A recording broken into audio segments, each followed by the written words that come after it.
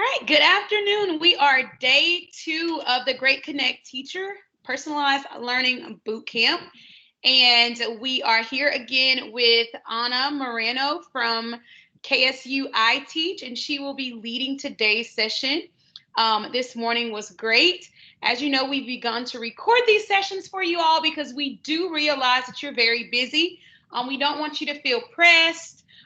So you have the opportunity to come back now and watch these recordings. And as you do watch them, we would love to receive some feedback on how the experience was for you, any takeaways that you were able to receive from today's session, and how you plan on implementing as you move forward in your personalized learning journey. So my name is Chandra Strotter. I'm a PL specialist with GaDOE and the Great Initiative, and we will hear from Ana Moreno shortly, okay? So as always, we do want to make sure that you understand where you are in your personalized journey. So here you have a moment to just kind of look over our framework. And if you want specifics as to where we are, you want to look more in the lines of October 2021. We're right here where we're getting the coaching that we're needing. Great tickets are being submitted so that your schools are getting that personalized experience in regards to what you need to make this journey successful for you. We've gotten our action plans finalized. They're in. We're using our STAR to make sure that we're tracking our progress and receiving that one-on-one coaching with our PL specialist. So as always, it's very important that we bring your attention to the great vision as well as Georgia's definition for personalized learning. And we'll give you a moment to look over that. And while you do so, I'll read the personalized learning definition according to the state of Georgia. So personalized learning is an instructional approach that uses student voice to enact an individual path and pace through a collection of competencies.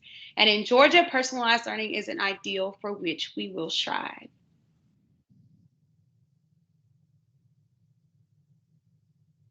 Definitely want to make sure that you understand your role in the Great Initiative. So if you are a coach or a specialist, I'm more than certain that you've seen this before, maybe at Coaches Bootcamp. But to our practitioners, once again, welcome to the Teacher Bootcamp.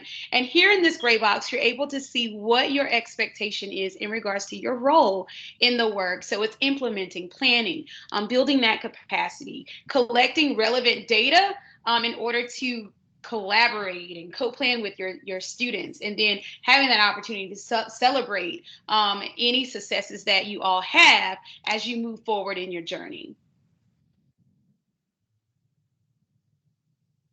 So as always, welcome to the great family.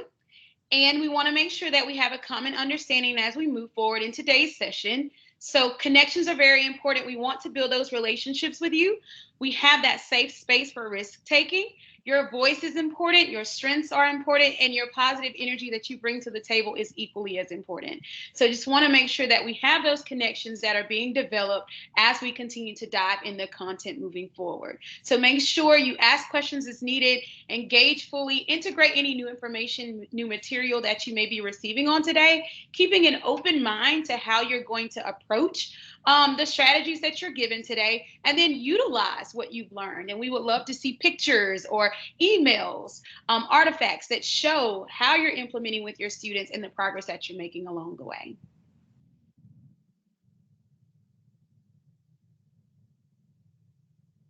All right, and this is where I will take over. I'm Ana Moreno from Kennesaw State University. If you were able to watch the first boot camp with foundations, I love what I do, been doing it for over 22 years, and so it's an honor to be here with you. We want to start off with a quick icebreaker just to get to know each other a little bit well, and so we ask that you would unmute your mics and share with us, either introduce yourself and name one thing that makes you unique, or a shout out to your school and give one fun fact about it, or name your favorite winter activity and why. So it's kind of nice to get to know our PL specialists that are here as well. So if you guys want to come off mic and share, Sandra and I would love to hear that. And I'll definitely start it off for us here, Anna. So I want to go with the name your favorite winter activity and why. So I kind of have mixed reviews here in regards to what I like to do during the winter time. But one of the, or two of the things I love doing is first and foremost watching sports. It kind of doesn't matter what it is, it's whatever is on at that time. I don't have a favorite team, so I guess maybe I'm not as much as a fan of specifics, but I do love seeing the competition and what they bring to, the field or the court. And from there, while I'm watching that, I love having my fireplace going and listening to my candle crackle and pop while I have an opportunity to watch those things. So I love that. Well, I'll share my favorite winter activity is, and we don't get it so much here in Georgia anymore, but I grew up in Illinois and then lived many years in Minnesota. And so if you're in that Midwest, you'll know that we get snowstorms. So I always used to love creating, doing snowmen with my children. And so since we've been here in Georgia, the times that it does snow, we get out there and try to create one. And I remember one year, it was such a light dusting of snow, but we managed to gather up these small little snowmen people on the back of our deck. So that's definitely one of my favorite activities is, I don't love driving in the snow, but I love seeing it. I love playing it in it. And I just feel like it's not Christmas unless you have snow.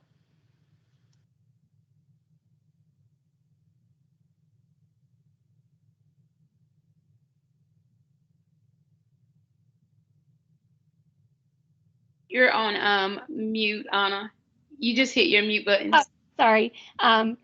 Do you ladies want to share, or should we move along? We can move along if you want to. I think we can move along. Okay, so let's talk about why we're here today for this this great boot camp this week. So today our standards are really going to focus around learner agency, dynamic communication, and growth and mastery mindset. Now we know that many of our schools, their standard focus is prioritized executive function. But I want you to begin to realize how all of these pillars really do overlap each other and support each other. So today's session, it really was geared towards helping make an impact of goal setting amongst your students and to realize that the goals they're setting derive from growth and mastery mindset. So we've made it our calling to kind of give you the why behind it. We always want to consider the why it's important. So when you look at what executive function has to do and how these how our pillars tie into it, but with executive function, many people struggle with it. And when you struggle with it, it really impacts you at home, in school, and in life. And it's these mental processes that enable us to plan, focus our attention, remember instructions, juggle multiple tasks successfully. So, and our brain needs these skills to set out, to filter out distractions and prioritize the tasks and be able to set and achieve goals and control those impulses. So as we dive into some of these pillars, we're hoping to make a strong connection between goal setting and maintaining that motivation required to it be successful. And so that's our goal today when we look at the learner agency, and you'll start to see how they overlap and support each other. So the first pillar we're going to look at is learner agency. And when you look at our Georgia Professional Standards Commission, their definition is when learners advocate for their own needs, preferences, and interests to plan and drive their learning. So that's that learner voice is what we're hearing in that definition. And so we break it up into three skills or three buckets. The first one is, for learner agency is being able to create that flexible or innovative learning environment that supports our learner agency. And it's going to go hand in hand. I'm going to sometimes call it learner agency, or you might hear it as student agency. Same concept. The next one is supports our learners in identifying and advocating for their preferred modalities, talents, and interests when co-planning experiences that support mastery. And the final bucket of learner agency, it's ensuring that our learning experiences are truly reflect our students' preferred modalities, talents, and interests. And so I ask you to think about certain questions coming up. So when we think about that first bucket, the flexible and innovative learning environment, what does your classroom look like? And these are actual clips from one of our coaches when she taught. But you can see in the picture, she just brought in a plain box for kids to sit in, that cozy, comfortable spot for them to sit and do their work in. On the next slide, you can see for her innovative spaces that she had this cubby, and she got permission from her principal to take out the shelf, but she turned it into a nice reading nook for her kids to go in there and be cozy and read and listen. And then she had these big exercise bouncy balls in her room, and it really does help you with the core. So, but students focus better, if they have that subtle movement and stuff. And then, of course, she had these other chairs, little seats, cushiony seats for them to sit on, probably when they were in her around her teaching circle, her kidney table. But there's so many other ways that you can innovate your space. I've seen where teachers have had tall standing desks that students can walk up to and work at. I've seen it to where I used to have in my classroom these, and you got them at Five Below, but they were these little rocking chairs that students could sit in my reading center or classroom library, and they would rock as they were looking at their books or reading. So two, when you incorporate this stuff, it's really important that we set the standard for our kids, like the proper use and with it. We don't want balls falling across the room. But when you really make those expectations clear, students respect that and they take ownership of that because they don't want to see it go away. And it's so much nicer than sitting in a desk all day, because we know that we want our kids up and moving in order to keep them engaged and focused throughout the day. So the next bucket that we look at is supporting our learners in identifying and advocating for their own preferred modalities, talents, and interests. So this is where it's that student voice. We are teaching them to be advocates for themselves. So a question I want you to realize and ask yourself is, how do you provide have you in the past ever provided multiple intelligent tests and have discussions with your students on how they learn best? Can a student identify, yeah, I'm a tactile learner. I really need those manipulatives in front of me to understand what I'm doing in math.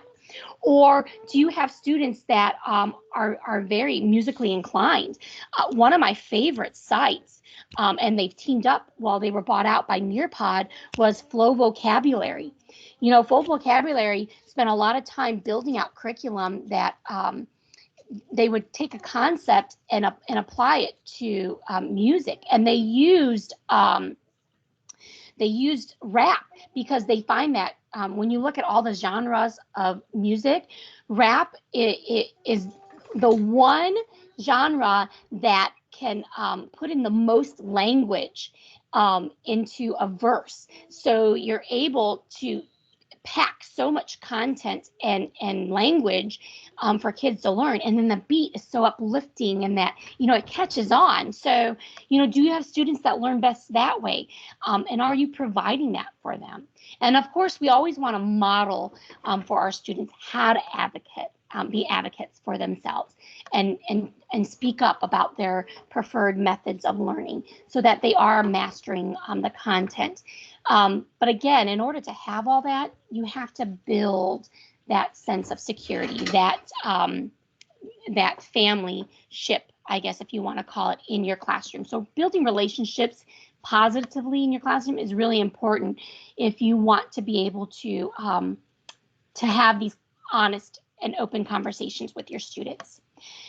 And then finally, the last bucket, when we look at it, is to ensure that our learning experiences truly reflect the students' preferred modalities and talents. So how do you assess your students' learning experiences based on your students' modalities and talents?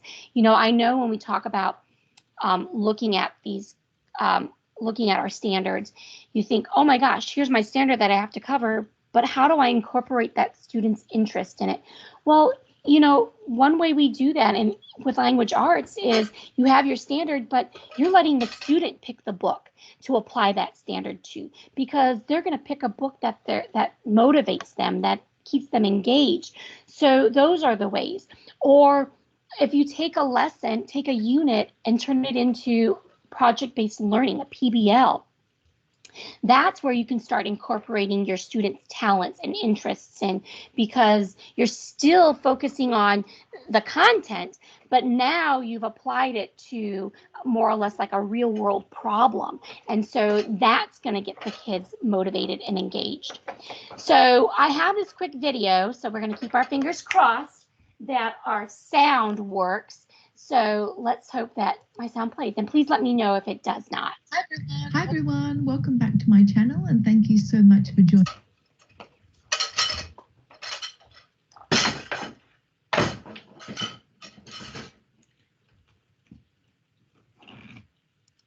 I don't know why.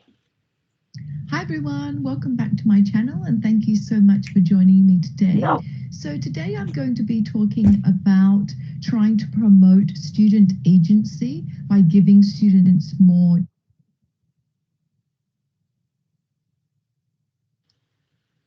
I swear this happened last time. Hold on a second. Hi everyone, welcome back to my channel and thank you so much for joining me today. So today I'm going to be talking about trying to promote student agency by giving students more choice and voice when it comes to communicating their conceptual understanding. So if you're interested in this topic, then please keep on watching. So you can see that I have a response choice board here for students to be able to choose from. And I like to pose this question to my students: how do I show evidence of my learning and understanding? And so there are a lot of different formats and different digital tools that we can use to help them to communicate, to articulate their understanding. And I've got a few suggestions here. So I've tried to put the little icons for each of the digital tools. For example, if you ask students to choose one of these different tools from the choice board and they choose the record podcast, then you might want to look at Audacity. Or if you want them to be able to design a concept map, I think that Padlet works really well.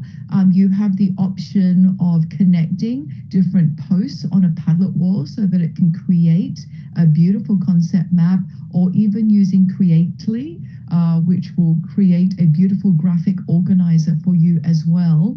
I think also moving down to the graphic organizer, Canva is a wonderful tool that I know lots of educators use around the world, and they do have a free option where you have so many templates to choose from, and they're so visually appealing as well. I'm not a designer. I don't have a great eye for great visual design, but I find with Canva it really helps me to give me a format to make my message clearer. So I think we can encourage students to use Canva as well. Now, these different suggestions on this choice board, I think we can ask our students to use the choice board either during a unit, so it may be just to answer a conceptual question, or it could be used, I think, as a format for a culminating performance task, which means that they may be building an e-portfolio that showcases their understanding from the unit. So there are some other really creative ones that students actually suggested, and that was a comic book using Pixton, or an animated cartoon using Powtoon. I think that at university, we have to give a lot of oral defenses when it comes to dissertations. And so giving students an opportunity to deliver an oral defense then helps them to realize or practice what happens in the tertiary world when it comes to defending your ideas. Of course, we can also ask our students just to make videos, recordings, make a website that showcases their learning as well. So I like to reframe assessment as trying to find evidence of student learning and understanding. And if we reframe assessment in that way, that means that we can actually collect both quantitative and qualitative data to not only inform our practice, but to let our students know of their progress and their achievement during the unit and also at the end of the unit. So I hope you found this useful. I've seen a lot of wonderful choice boards that have been created by different educators around the world. And so please leave a comment in the section below if you've got other suggestions of how we can use a choice board for our students. And thank you so much for watching today and hope to see you next time. Bye. So I apologize for all that noise in the background. It was my dog attacking something. Oh, so sorry about that. I love this because this is an opportunity that, you know, you can elevate learner agency in your classroom is simply using a choice board. So in the chat, we'll share out this link for the choice board, but also we'll make sure that we have it available to you because as I understand, each school has access a folder that you can get any resource that you get from the DOE or any of the other people part of the consortiums. Ooh, it's grabbed the wrong link. It did not copy the right link. And I'll bring the choice board over to you on my screen so that you all can see it. Oh, that's why I clicked the wrong thing to copy the link. Oh, goodness, it's been a long day. Okay, so there's the choice board. And I'm going to bring it over as well so that you can see it on my screen. But I love this choice board because it's a template that you can go when you click on it. You'll just create a copy of it.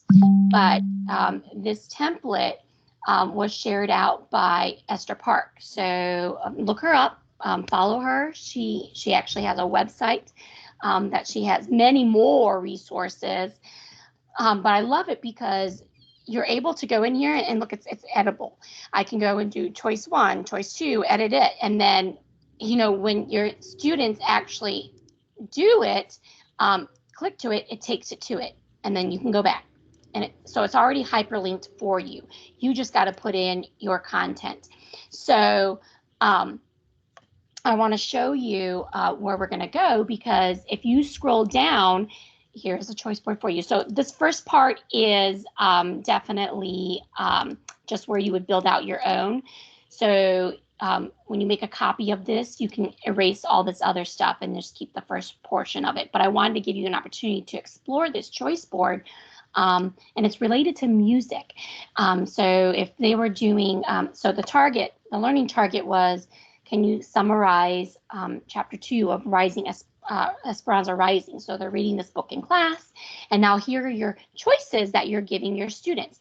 They can make a comic strip. So if I click here, it's going to give them the directions, but then if they click here, it takes them out to, that's a hyperlink. It takes you out to actually this storyboard. It's a digital telling, but you do have to create accounts.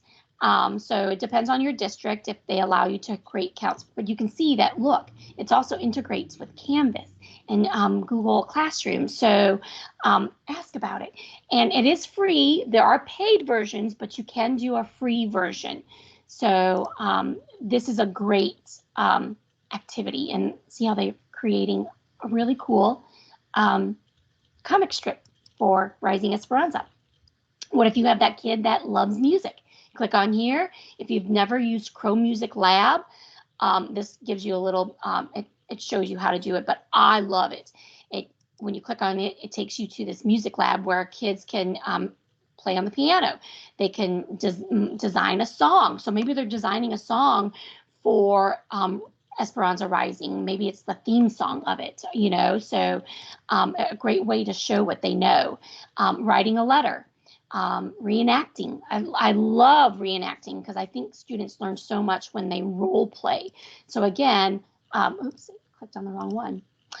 They watch this little video of these kids have already enacted a little bit of Esperanza Rising that might inspire them, and they'll be able to create their own.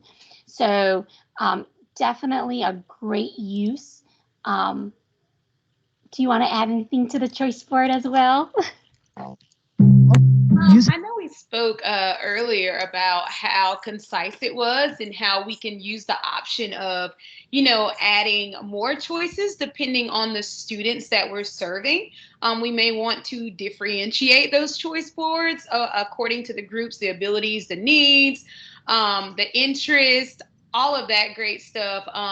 But I know most times we tend to, I know you go in teacher to pay teacher, you see a lot of grids, and they're like tic-tac-toe like, but to see that, you know, we can limit the number of choices, so it makes it easier for students that may not be able to focus in on one choice, or they have a hard time choosing, not giving them so many options. And keeping it, you know, concise. So I do like the approach here with this free resource that you've given. Absolutely. And I always found that when I did those TikTok, wrong one, tic-tac-toe boards, I always, and I had those kids that were just couldn't make a decision. That's when I would say, okay, you need to pick one from this column. So you must do this one. And so I took the approach of can do, may do, must do, you know, and I think when I made it like that, then they were more driven to make the choices. But you can see how choice boards really do elevate learner agency, because you're giving that student the ownership in the classroom. It's their voice. They're picking. They're driving how they're learning and showing their mastery. And that's all what personalized learning encompasses. So the next one is dynamic communication. And when you look at dynamic communication, again, the way it's defined, and it's a mouthful. Candidates facilitate communication that flows multi-directional from all stakeholders to meet learner needs in a variety of flexible formats. If I wasn't in education and I read this, I'd be like, oh my gosh, that's too much. So let's break it down. What is dynamic communication? It is using variable formats, different ways to effectively communicate with our parents, our students, even our colleagues, and that's what it is. So when you look at dynamic communication, the three buckets that we talk about is, your first one is model and nurture effective communication strategies to build relationships with all our stakeholders. So, you know, a lot of the times our kids, they struggle with collaborating with one another. They need to learn how to work together. You know, what are the protocols, the norms of how you treat each other and behave? You really do have to model that for your students. And it starts with us. How do you treat them? You know, are you talking at them or are you talking with them? We want to talk with them.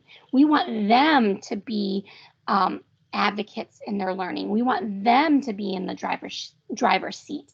So it really does begin with us in the classroom. Coach learners to initiate communication with all stakeholders as he or she advocates for him or herself. So again, you know, it's teaching them how to communicate themselves with, I don't understand this. I need more, you know, I need more of this when it comes to the lesson or the content. We do want them to be able to not be afraid to step up and be like, what, put the brakes on this, teacher. Back it up, I need help. We want them to have that. We want those conversations in our classroom. And again, that's setting the tone. Do they feel that non-threatening? Do we have that non-threatening environment that they are willing to share out with us? And the last one is communicate. We want to be able to ensure that all the resources are leveraged for the best outcomes. So I have another video to share with you about the power of relationships in school. We had so much to offer yesterday. You okay? Tired. So what's going on? Strong relationships are central to the learning process.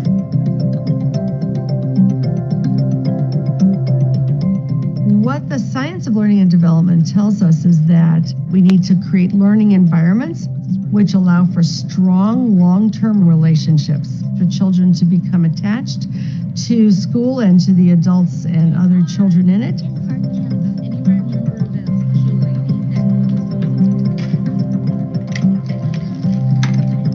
When children have experiences of closeness and consistency and trust, oxytocin is released. Oxytocin has many, many positive effects on the development of the brain. So when we think about a relationship, we're not just talking about being nice to a child. We're talking about a child having an experience of attunement and trust strong enough to release the hormone oxytocin.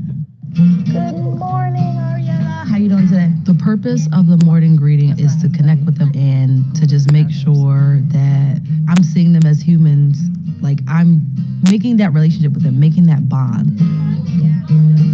I prioritize relationship building because getting to know them is the best part of the job. When I come in the morning, we usually talk about things that are happening in our community. We're trying to build caring and respect. The teacher is trying to understand who I am and my values as a person.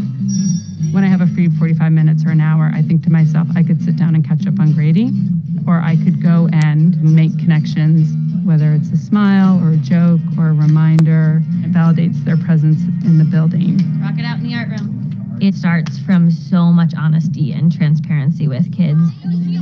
It's really easy to strive to be this like idealized, always ready to go elementary school teacher, and that's not real and that's not human. When people start talking about other things while I'm still giving directions, it feels frustrating for me and I have to take a breath. My students connect most with me when they see that I also struggle and I also have challenges. It takes a lot of vulnerability on my part. Total familiarity. When that student knows that you care about them, when they know that you're a human, let's think about that. Their academic performance in your class is going to be better. If I'm comfortable around them, then I'm more confident around them, and it's easier to ask questions and things like that. So when you're looking at this graph, what is it that you think happened? Some teachers I don't always get along with the best, so then sometimes I'm like, I can't do it, so I'm just not going to do it. But when I like the teacher, I want to do their work. I'll be like, I can learn this. You all have done outstanding work. Emotion and learning are completely connected. If you're in a positive emotional space, if you feel good about yourself, your teacher, that actually opens up the opportunity for more learning. Good to see. So there were so many positive things that this video shares that really brings to light the importance of what we need to do as educators. You know, building that foundation, that trust, getting to know them, because you can see that, like that Aiden said, you know, if I don't like the teacher, I'm not doing the work. And so breaking down that wall because you've taken the time to get to know him on that personal level, then he is going to be able to, you know what, I am going to try. I'm going to do this for the teacher. Everyone wants to please. That's human nature. We want to please. We're people pleasers. And so, you know, when you take the time and invest in getting to know them, then it makes a whole difference in the world. It really does change the engagement and the motivation in your classroom. I remember seeing, and I truly would love to meet this person in the future someday. Like, he's on my bucket list of meeting. But he went viral because he actually had a different handshake for each child when he greeted them in the door. That blew me away. I was like, how do you remember the different handshakes? If I could find him, I should share that out, because it's just amazing that, and the skill that he took to do that for each of his kids. But those kids felt valued and felt heard. So I kind of want to practice that dynamic communication today with you all. And even in the previous video, that educator referenced Canva, because Canva is a great site. And she didn't mention this. They have an educational Canva account. So if you're an educator, you can get it for free and you get all the bells and whistles. If you sign up for just a free Canva account, you're not going to have the plethora of templates. So I say, get onto Canva, but make sure you're putting that you're an educator so that you can have all the templates. Because when you look at dynamic communication, here's how Canva can help support all these buckets. So we know that the first bucket, or the first part one of dynamic communication, is coaching learners to initiate communication. Well, some of the ways that you support that is classroom contracts, student created rules. Like, you can create those graphics in Canva and post them with your students. Tickets out the door. And again, creating them in Canva. And I love it because it's a template where I can just go plug everything in, and it's done, and it looks fabulous and it catches the eye. Because trust me, before I started using Canva, like my instructional design, it just wasn't there. But the more I've used Canva, the better I've become at being able to create I take a blank canvas and I can create something now, because I've spent so many years using Canva. Part two was modeling and nurturing effective communication. So you might make a newsletter with a sway or a s'more. Well, Canva has templates for newsletters in there that you can use. Announcements. So I love using Canva to create announcement posts for my team. And so I'll do a really beautiful graphic and I'll post it in our chat channel. So they have it to where it's sized out perfectly for the banners, because if you're use Teams, you know that it has a certain size for a banner. Or do I have my background on today? I don't think I have my background on today.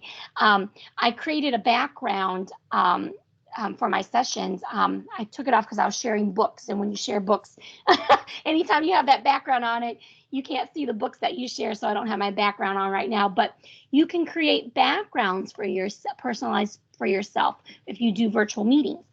And then the final part is facilitating that dynamic communication where we're listening to each other to build trust and communication.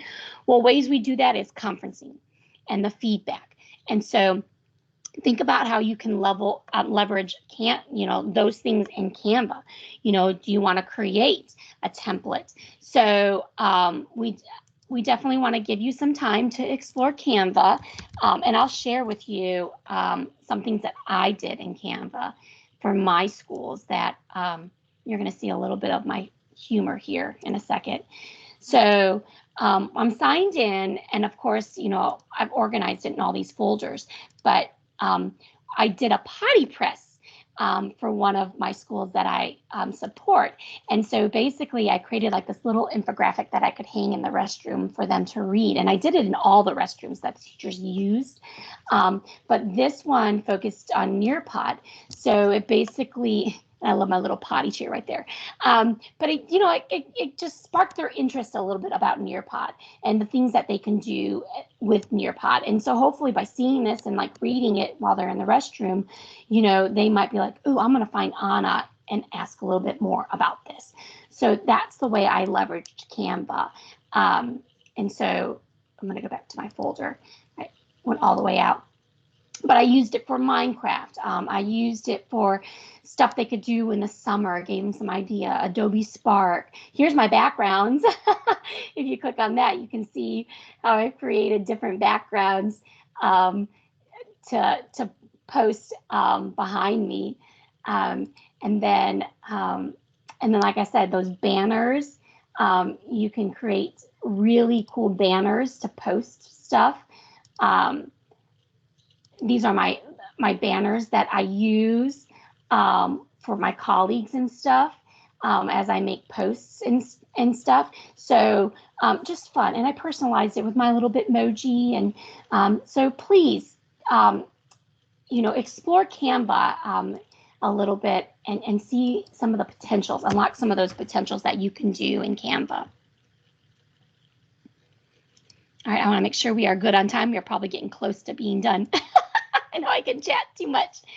The last standard is growth and mastery mindset.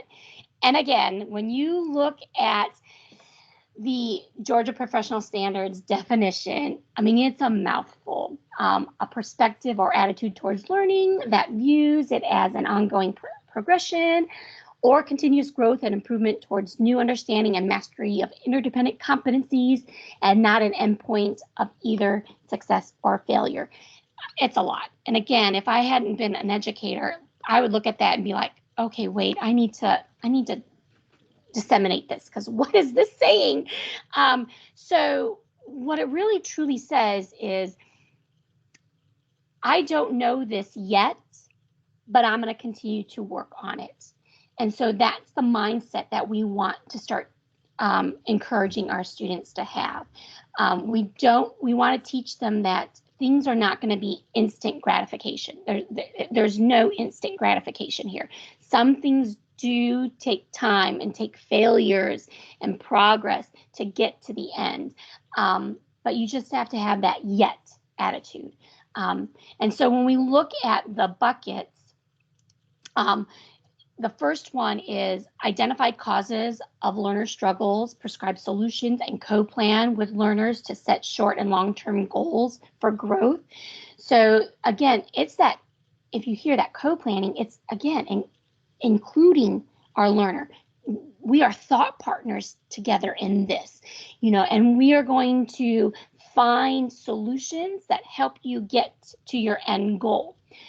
Design and implement adaptive tools, strategies, and learning experiences to support growth towards mastery of all learners.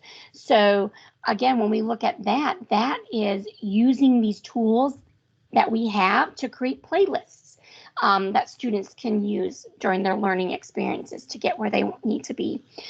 Preparing learners to monitor their own pace and progress and preserve towards mastery while embracing mistakes as learning opportunities. This is nothing new. We've always done this. When you look at that part of the standard, that right there is all of our data that we always have, like the goal setting that we do with our students, and then the data folders that we keep on them. But instead of that data folder just belonging to the teacher, we really do need to be that co-partner, that thought partner with our students, and look at the data with them and talk about, as that woman in the video did with Aiden. They looked at that graph and she asked, well, what does that mean when you look at this graph and you see that it's starting to fall? What is it showing about what you're doing? So taking each of those buckets, I wanted to give you guys some questions that you could ask yourself. So when you identify the learner struggles, how do you want your students to learn? Ask yourself that. How do you want to make help available to your students? Do you have office hours? Do you, make yourself available like during a lunch period? Like once a week, I'm going to dedicate this lunch period so students can come and talk with me. Since it's elementary, you might have recess duty. Are you engaging the kids outside and talking to them during these down times per se? And then finally, how do you help students work towards a growth mindset? So are you modeling that for them? Because think about all the times that we have been in a lesson and we have to pivot really quick. That's our time to really model for them, the great things about it. So some tools that support this, having collaborative journals, letting your students journal via audio or video. And then, of course, contact time. When are you available so that you can be there for your kids? And there's things that you can do. I've only put my Google here, but of course, Microsoft, that's the Microsoft Forms is the same as Google, but you can do those check-ins, sending your kids a Google form or a Microsoft form for them to quickly talk about what they're learning. With Google Slides, you can create that collaborative space with your kids and share it with them. A Jamboard is a digital, kind of a digital whiteboard that you can send out. And I love Seesaw in elementary because Seesaw is really a very intuitive software that allows kids to post. They can write directly in there or draw directly in there. They can video record themselves, and Seesaw, again, there is a paid version of it, but the free one works just as well. I mean, I had the free one for a very long time until our district bought it for all of us. So the next bucket, when you design and implement adaptive tools and strategies, ask yourselves this: how are you currently using tools to provide personalized experiences for your students? Are you leveraging them? And again, cut back. You don't have to use everything. Be experts in maybe just one for now and master that, and then introduce other tools to them. What tools do you use to support goal setting? Are you traditional paper pencil and making those goals for those kids, displaying them on the wall, or have you gone virtual? There is no wrong answer as long as you're doing it with your students. So these are some tools that you can use.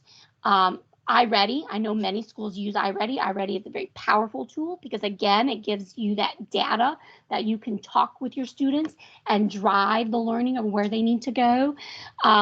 Safari Montage, that is something that your district has to pay for, but it's basically this platform that it's a platform that houses already content in it. So you can pull content and create these playlists for your students. So one year when they added Ruby, I was teaching first grade, and they added Ruby Bridges to our historical figures. And I created a playlist in Safari that I basically had videos about Ruby. I had links that could take them out to stories of her. I had pictures and images from her life. I had content that they could read, but I basically created this playlist that the kids got to decide how they wanted to learn about her. Yes, we did whole group lessons, but then I let them break off and do additional research on their own about her. And Nearpod is a great tool as well when it comes to supporting learning in the classroom. The last one is preparing them to monitor, and that's a big one because, again, we want to relieve that ownership from them. We want to start to put them in the driver's seat. So how do you direct students to productively fail so they continue their learning? Many times when a kid fails, they don't want to try anymore. And so how do you move past that wall? How do you encourage that it's okay to fail? Are you allowing them to see failure for yourself? Think about that video earlier where that teacher said, I do. I show them I fail. And I get up, dust myself off, and I keep going. And that's what our kids want to see. We need to be authentic in the classroom because when you become that authentic human and the kids see your vulnerabilities, then we're all on the same playing field. And that's where we need to be. We're all in this together. How do you celebrate learning instead of celebrating failure? Are you posting to the school about the great things your students are doing? Are you displaying it in the hallway and bragging about them? And then, of course, the tech tools that you might use for this, Seesaw, a great one, Blend-Space. That Blend-Space could take the place of Safari Montage that I mentioned. The only advantage of Safari Montage is it's a library that I can pull from. In Blend-Space, they do have, like, if you type in something, type in your topic, it'll pop up resources, but again, you want to make sure that you look through them before putting them into your tile. because with Safari Montage, it goes through the district, so there's a second eye on it to approve that content in there. But with Blend Space, you have to be the one to approve what goes in there.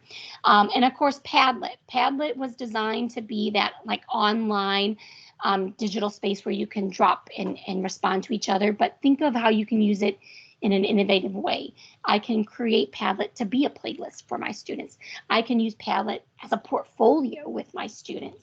So these are all ways that really support that growth and mindset pillar of personalized learning.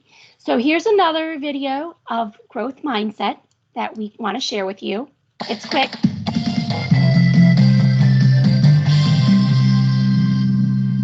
The greatest discovery of all time is that a person can change his future by merely changing his attitude. Hi everybody, my name is Joe.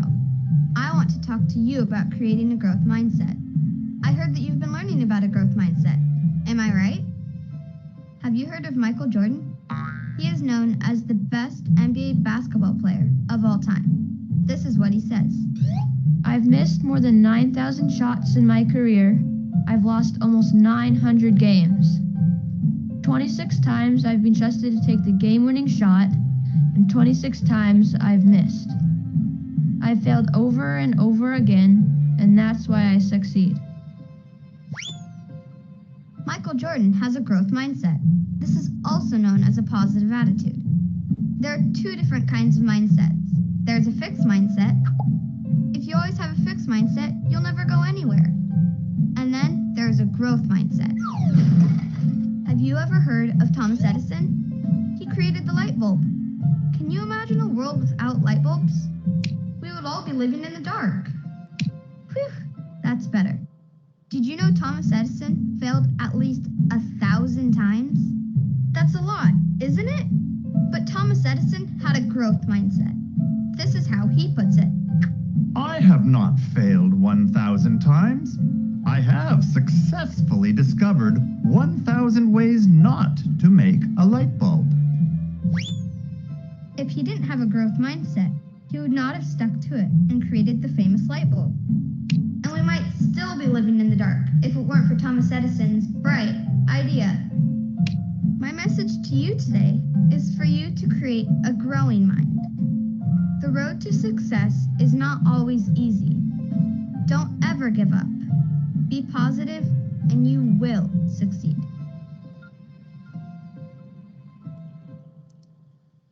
So again, one way that we want you to practice is changing that growth mindset. So when you think about the fixed mindset, I made a mistake. I am beating myself up about it.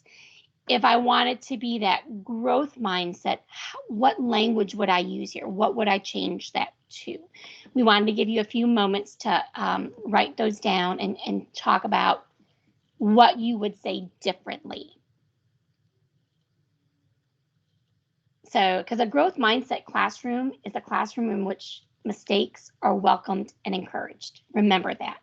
Too many times our students will shy away from an activity or raising a hand because they believe their contribution might be futile or their answers are wrong. So that's why leveraging Nearpod, it helps with that anonymity. Kids are all actively engaged, responding, but you can hide the names so you don't know whose is whose. On the teacher end, you can find out whose it is. But that's why I truly believe we have to start leveraging some of these tools to help with that growth mindset.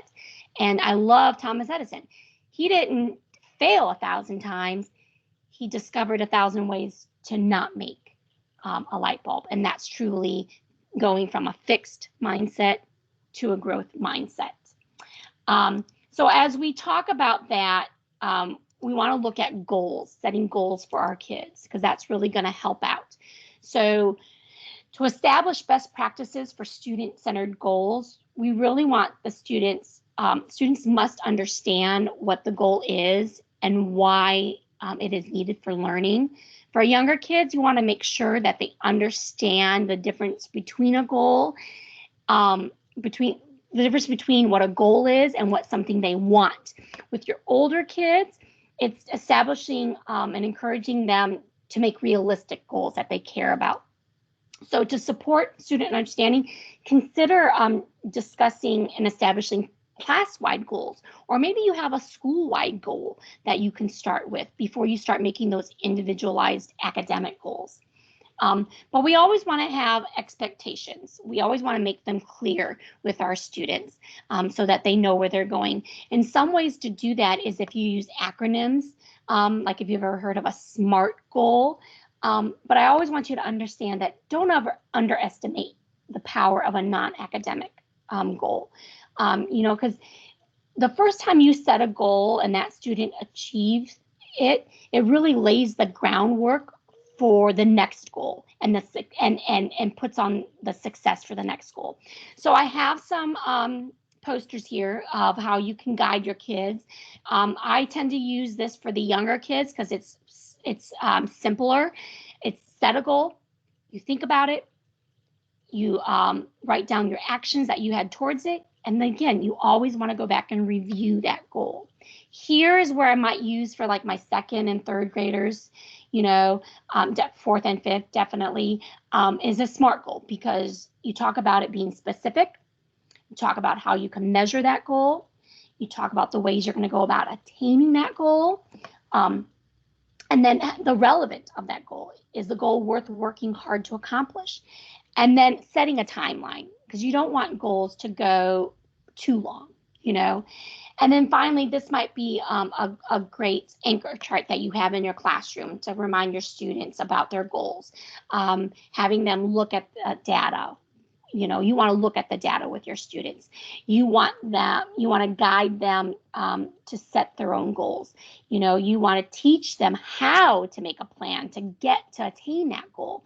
And then you want to provide your students with a way to track their progress. So is it something in a private data folder that they have, or do you have like a display in the room where it's like stars to show their progress? And then always celebrate it with your students, because again, when you celebrate it, that's when it's really going to have that buy-in for them. And I talked about the displaying, think about how you're going to display that with your students, because it really does make a difference. That you're just not setting the goal and forgetting about it. It's that visual reminder. So I have some posters for you, some visuals of how you can see how some teachers have done it in the classroom. This one is goal getters, but you can see that, again, it's not academic. These are encouraging words, believing. They're working on being friendly. They're working on their hard work. So it's different. And here you can see these are probably goals that they're setting. And I love it that they use the Post-its, because as they attain that goal, they can remove it and do another Post-it for it. And as a teacher too, I think to myself, oh my gosh, it's one less bulletin board I have to change out. Why not have it? And then I love this. Ask me about my data. So kids are posting how they did on something, and then those administrators that walk into the classroom, when they see this, it gives them something, a springboard to have a conversation with your kids about the great things that they are doing. And of course, we always want to provide that check-in. You create these goals, but you got to follow up with the kids, And so what does that check-in look like for you? Here's an example of what one of our coaches did in her classroom when she taught, but she had what she called the Davis Direct sign-up calendar. So the kids would come and sign up for resources and times with her. She had a weekly planning pan here for them, and then the calendar was displayed of everything that was going on, so you can see how she had organized in her classroom. And it was she really talked about this protocol with her kids when creating a space where they could check in, and she had reliability and accountability. Closer views of it. Having a timer is a great way. I think number 4, let me see.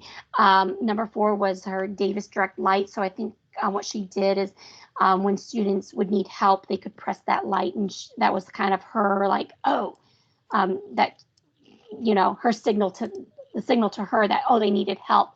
Number 1, it was pointing towards what to bring with, as they schedule these times with her. Well, what do the kids need to bring to this meeting with her? Like, don't just show up. Like, do you have your goals with you? Are we talking about your data? Are we talking about maybe something personal? So be prepared for that. And then 2 was Miss Davis's direct EIP board that she had. And again, I said the timer.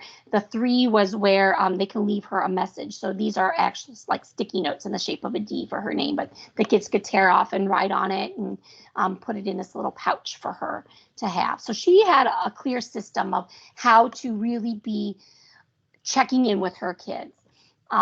So again, as we go through all these goals setting with our kids, you have to be able to adjust, and that's why we want to check in with our kids, because if we find that something's not working, we got to adjust it so that it does work. So we had a little bit of practice for you. We wanted you at this time to set some goals, some short-term, long-term goals, and we would love for you to share them with us, if you will. And then, again, to recap, always determine the focus. Ensure that the goals are student-centered. Meet your students where they're at. Provide them support that best fits the needs. Ask good questions, because it's not clicking. There it goes. So when you ask a question you want to ask a question to elicit possible goals for your students. And then finally, we know this, and it's best practices, we always do this, but we align our goals to our standards. We work with the students to make them understand that it has to align to this content, but we are going to take your interest in mind, definitely, when it comes to these goals. So this is that Esther Park resource that I shared earlier with the choice board. But we are so happy that you were able to join us and watch our session for elementary boot camp. We will email out the survey because we want your feedback. We want to make it better for you. Do you have anything you need to share? Trying to find the mute button there. No, Anna, just wanted to say thank you once again for taking out the time in your day to lead us in this awesome session here. And just as a reminder, we do have boot camp scheduled. They are optional, but we do highly recommend that teachers and coaches attend. Yeah, it gives us an opportunity to engage in you and actually put some of these strategies to practice. We would love to have you come in and join us. I promise they won't always be this long and lengthy, but it's well worth it, well worth the information. Well, okay, that's going to conclude. I'm going to go ahead and end our recording here. If you all need anything, please be sure to reach out to your PL specialist.